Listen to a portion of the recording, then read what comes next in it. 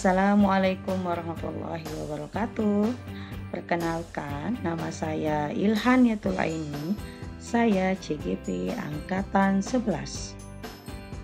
Fasilitator saya dalam pendidikan guru penggerak ini adalah Ibunda Etika Lisyana Dewi dan pengajar praktiknya adalah Bapak Aji Bangun Saputro. Baiklah, pada kesempatan ini kita akan membahas demonstrasi kontekstual penerapan segitiga restitusi pada budaya positif modul 1.4. Segitiga restitusi adalah suatu proses yang dijalankan guru atau orang tua agar dapat menghasilkan murid yang mandiri dan bertanggung jawab. Tahapan segitiga restitusi yang pertama adalah menstabilkan identitas. Yang kedua, validasi tindakan yang salah. Dan yang ketiga, menanyakan keyakinan. Langkah yang pertama adalah menstabilkan identitas, di mana seorang guru harus memahami bahwa kesalahan yang dilakukan oleh murid itu adalah suatu proses pembelajaran, sehingga identitas gagal akan kita ubah menjadi suatu identitas sukses. Pada poin validasi tindakan yang salah, yaitu setiap perilaku berupaya memenuhi kebutuhan tertentu. Yang kedua, mengenali dan mengakui kebutuhan murid akan memperbaiki hubungan dengan murid.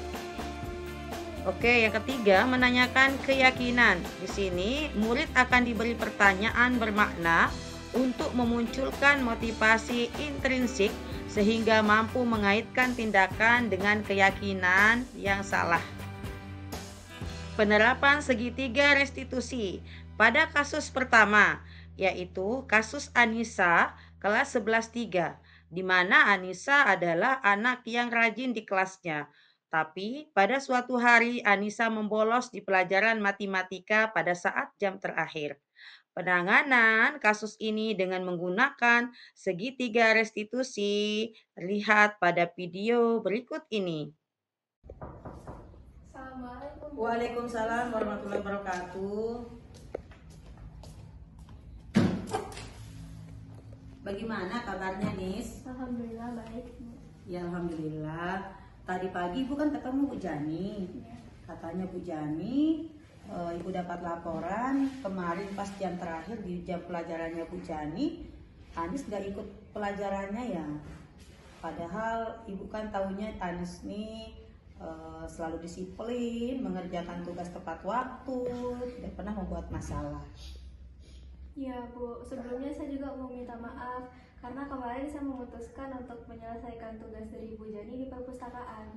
Oh, berarti ada tugas yang belum selesai dikerjakan di perpustakaan. Kira-kira alasannya kenapa tumben sekali Anis tidak mengerjakan tugas tepat waktu? Ya, karena 5 hari yang lalu ayah saya masuk rumah sakit dan ibu sama saya juga bertugas untuk menjaga ayah saya.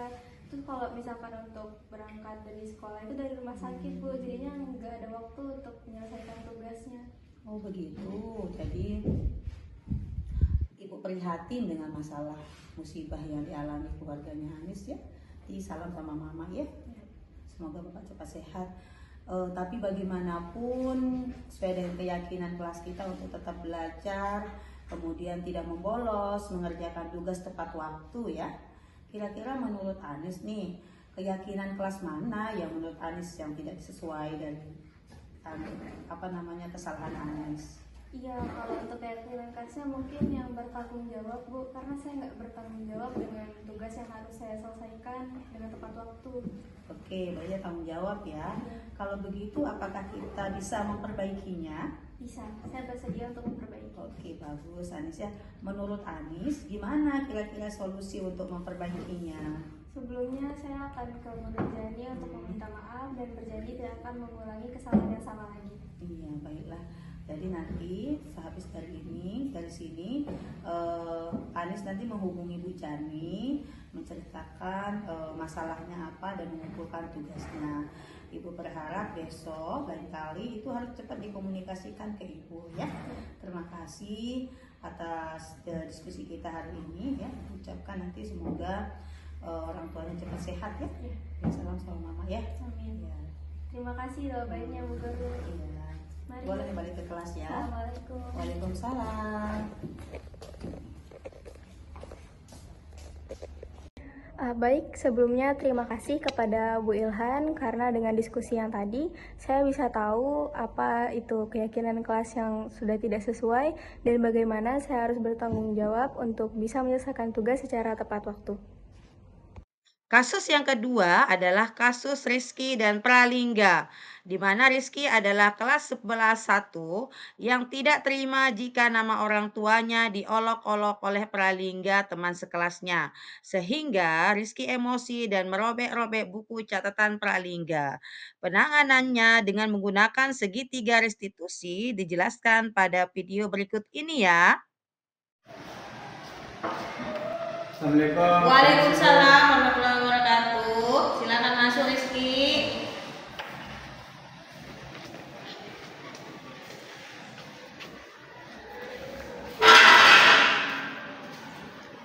Sehat Rizky? Alhamdulillah sehat Bu. Alhamdulillah. Ya kalau sehat. Tadi pagi Ibu ketemu dengan Pak Muhlisin. Beliau melaporkan kalau pas jam pelajaran yang tadi Rizky sama Pralingga berkelahi. Ya Bu, tadi saya sama Pralingga berkelahi. Soalnya Pralingga sudah sebut nama orang saya dengan tidak mengejek Bu. Oh, nama orang tuanya Rizky diejek. Ya. Mungkin kalau saya di posisinya Rizky juga mungkin akan seperti itu. Kalau nama orang tua saya diejek ya mungkin saya juga akan emosi. Tapi apakah emosinya Rizky itu sudah tepat apa tidak? Belum tepat Bu. Saya juga tadi meraba-raba bukunya Pralingga. Sampai merobek-robek bukunya Pralingga. Ya. Wajar mungkin ya kalau Rizky saking emosinya merobek-robek bukunya. Untung saja tidak sampai memukul-mukul. Tidak sampai kan dipukul-pukul. Tidak sampai. Ya nanti Ibu juga akan panggil Pralingga ya. Ya. Tapi menurut Rizky apakah itu sesuai dengan keyakinan kelas kita? Tidak sesuai Bu. Kenapa tidak sesuai? Karena tadi saya tidak terlalu emosi namanya Bu. Iya, jadi harus lebih sabar ya, jangan terlalu emosi. Keyakinan kelas mana yang kira-kira menurut Rizky yang tidak sesuai? Tentang menghargai Bu. Saling menghargai ya. Kalau saya tidak emosi tidak akan jadi seperti yang itu Bu. Ya, jadi dia saling menghargai, lebih bersabar mungkin ya. Ya. Jadi kita harus mengutamakan keyakinan kelas itu. Terus apakah kesalahan ini kita bisa perbaiki? Bisa Bu. Ya. Kalau menurut Rizky gimana cara kita perbaikinya? Saya harus membelikan buku baru untuk Pralingga Bu. Terus saya catat yang katakan sama Bapak tadi itu. Jadi nanti Rizky akan memberikan buku untuk Pralingga dan mencatat pelajarannya yang sobek tadi ya, pelajarannya ya. Ya, Bu. Ya. Kira-kira kapan mau dilakukan? Habis pulang sekolah ini Bu. Habis pulang sekolah. Jadi nanti ketika sudah masuk di kelas nanti kasih tahu aja Pralingga bawakan ke rumahnya ya untuk memperbaiki kesalahan ini. Ibu berharap lain kali supaya lebih lebih menahan emosi, mengutamakan saling menghargai dengan teman.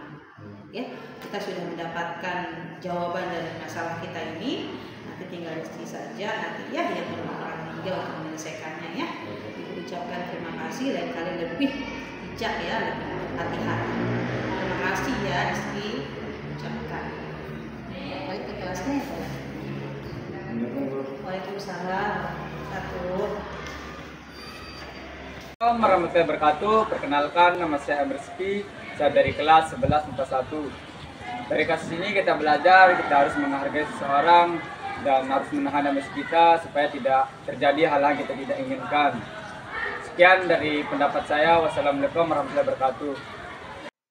Sekian video ini saya buat, semoga bermanfaat. Dan janganlah ragu untuk menggenggam dan menarik tangan murid kita. Dikala mereka membutuhkannya, sentuhlah hatinya dan kau pun akan mendapat kebahagiaan ketika dia akan menjadi insan yang gemilang. Sampai berjumpa lagi. Assalamualaikum.